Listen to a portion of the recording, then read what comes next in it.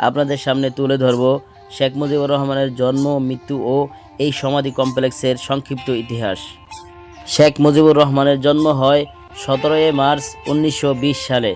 বাংলাদেশ স্বাধীন হওয়ার পর পাকিস্তানের মিয়ানওয়ালী কারাগার থেকে মুক্তি পেয়ে মাতৃভূমিতে ফিরে আসার পর শেখ মুজিবুর রহমান দেশের দ্বিতীয় প্রধানমন্ত্রী হন। এরপর তিনি সরকারি বাসভবনে যাওয়ার পরিবর্তে পরিবারের সাথে নিজের বাসভবনে থাকতে শুরু করেন। 1975 সালের 15 আগস্ট ভোরে বাংলাদেশ সেনাবাহিনীর একদল সদস্য সামরিক অভ্যুত্থান সংগঠিত করে এবং শেখ মুজিবুর রহমানকে তার ধানমন্ডি 32 এর বাসভবনে সপরিবারে হত্যা করে।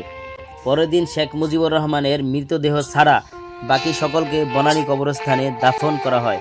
শেখ মুজিবুর রহমানকে দেশের রাজধানী থেকে দূরে তার জন্মস্থান টুঙ্গিপাড়ায় দাফন করার সিদ্ধান্ত নেওয়া হয়।